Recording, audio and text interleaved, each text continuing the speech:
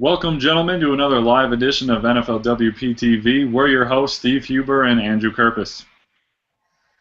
Hello. Let's start things off here, and we'll give you your weekly roundup on all the Week 5 action. Taking home the weekly title for the MPC was Keith Larzalier with his first title of the season, an impressive 19 points and a 14-1 record, which he blames his imperfect week on everyone's favorite team, the Detroit Lions.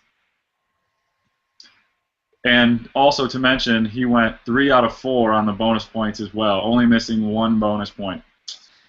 Rounding out the rest of the guys for this week in the NPC, Keith obviously first, and then second place, myself, with a bounce-back week from, I think, my 12 last week, and then Chris Fox, who we haven't seen in the top 3 yet this season.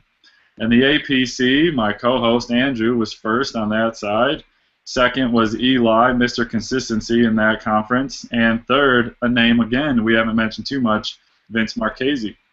Rounding out the bottom half of each conference, in the APC, Mike Hocking, which of note, the only member of all 22 to only score single digits in an otherwise high-scoring week. Pretty embarrassing.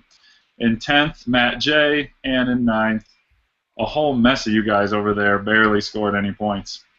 On the MPC, coming in dead last, Josh Morenza, Jason Watson, and a tie with Brando and Dan Van Dorp. Yeah, it was a big week for Vince and myself, also for you. Much needed week. A lot of the guys ahead of us didn't do so well. We did very well. So understandably, we moved up in the standings. And like you said, Dan, Brandon, and Steve Terrell actually were tied 12 points, 11 wins. So I don't want to single just one guy out over there in the NPC in the bottom 3, but not a good week. Yeah, definitely. So now that we are in October, we have a new update on our monthly prize. All points towards September have been tallied. Money has been paid out. Our new October race here starts with, obviously, the weekly title winner, Keith Larzalier, with a solid 19. Closely behind him, though, is Andrew with 18. And a tie, Eli and Vince with 17. Of note, I believe Eli has the current up in record at this point. In addition to that now, that brings our race to 9. One more on the MPC side. Keith gave the blue guys the edge. It's now 3-2 for the MPC's second straightly weekly title. Anything to add there?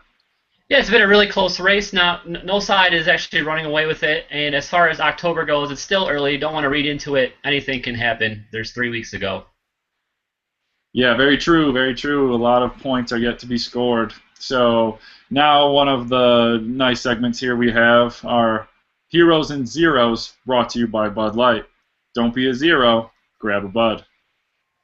Our hero for the week, I like to put out there, my co-host, Andrew Kerpis, riding a huge 18-point week, came second overall out of everybody, jumping 5 places. He's been pretty comfortable in the red so far this year. That 18-point week jumped him all the way up into the yellow, sitting pretty in a playoff spot right now.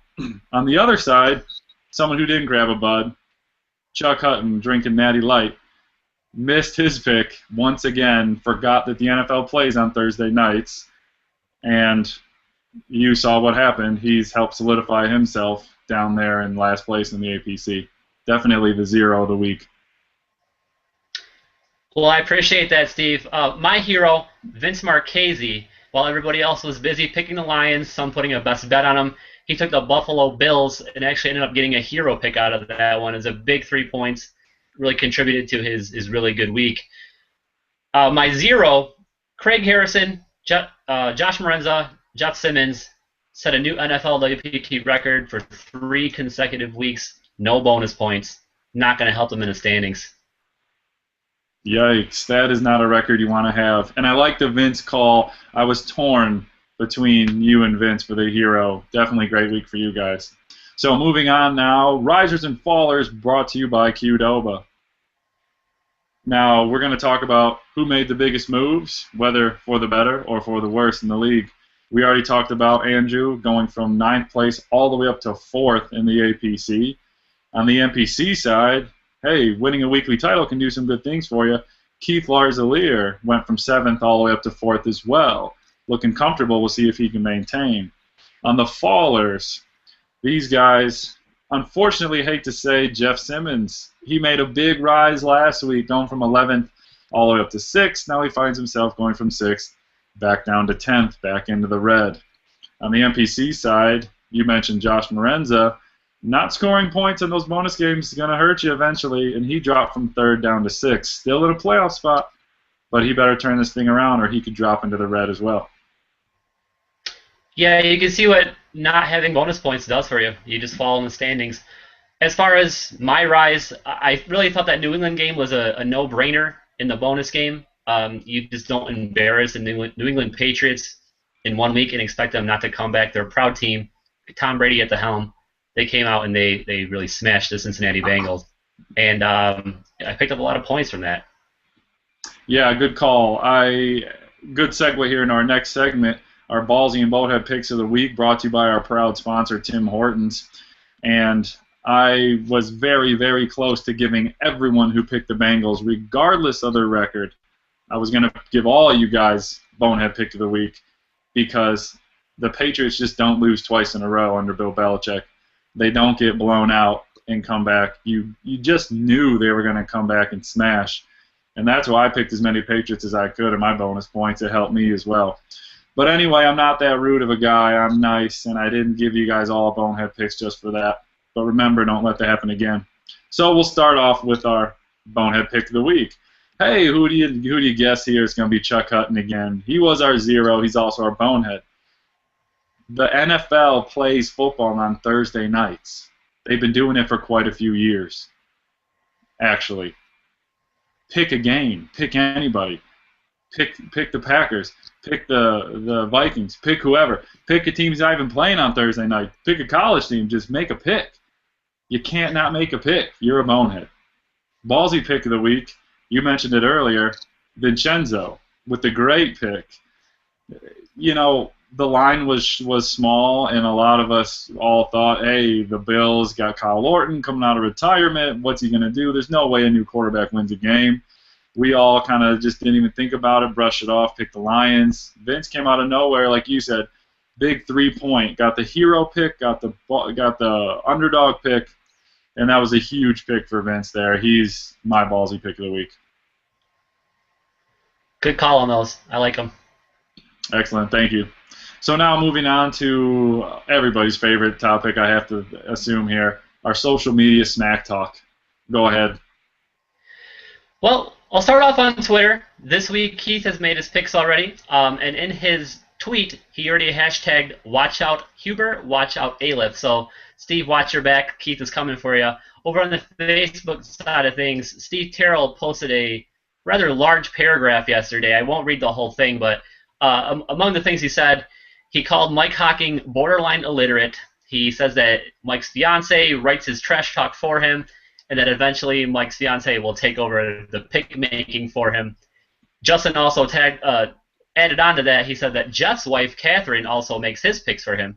And finally, last Sunday morning, Steve, you threatened to murder Paul, which you were fined $9,000 for.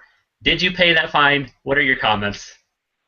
First off, I like to say here that I'm completely justified in my comments, and I don't care about what the higher-ups are trying to do here.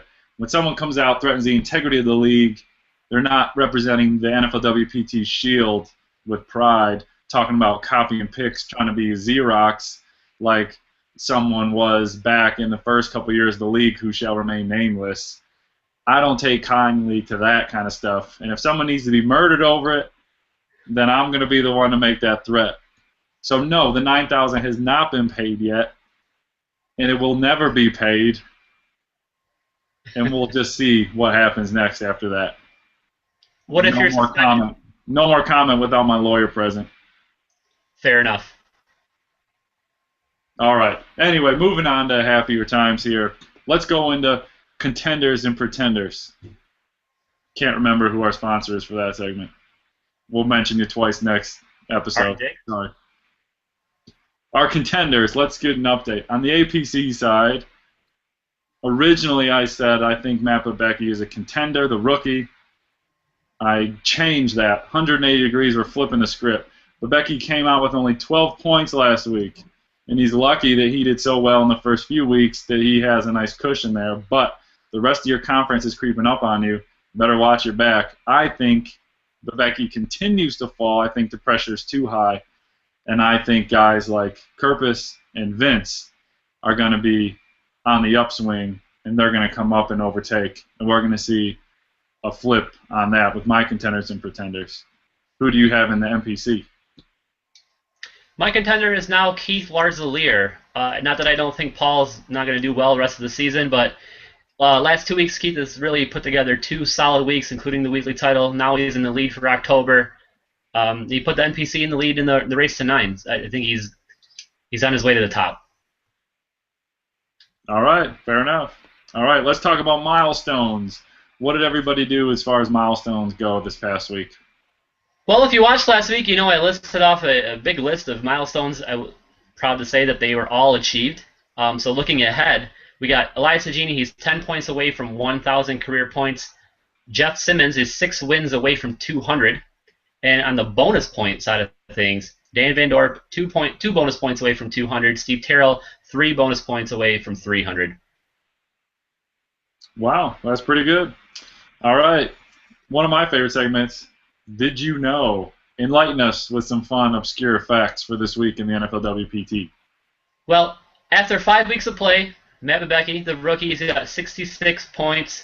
Back in 2004, Paul Aliff, Dave Finn, they set the record for the fastest members to 100 points. They did it in just 7 weeks.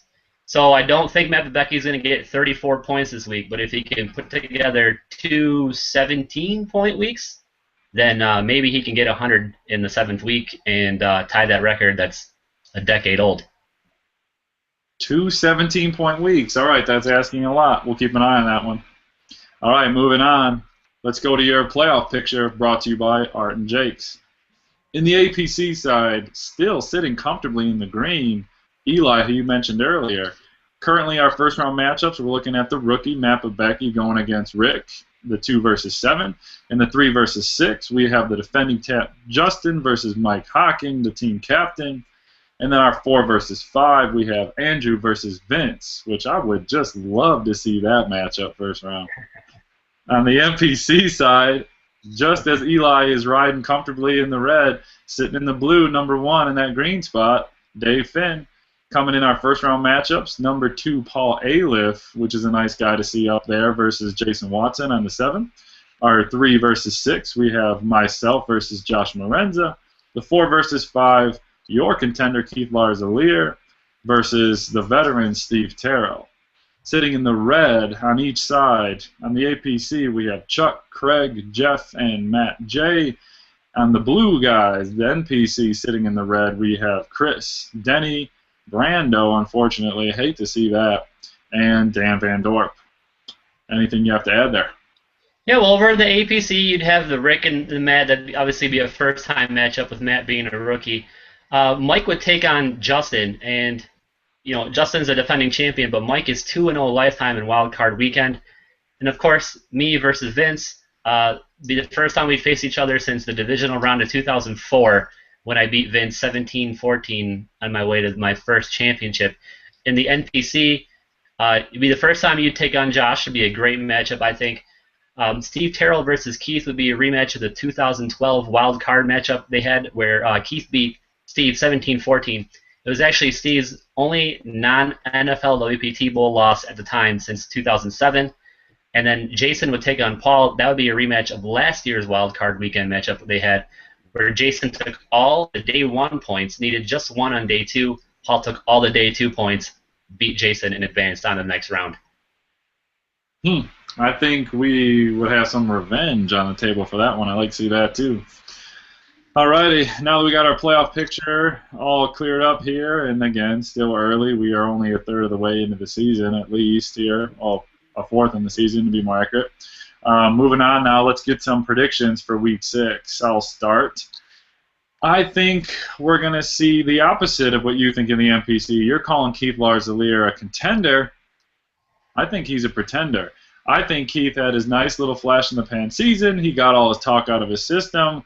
He got his one great 19-point week. I think he tanks and drops, and we're going to see a Lars Alier swap. And Brando is going to come out of the darkness of the bottom feeders in the NPC and switch places with Keith.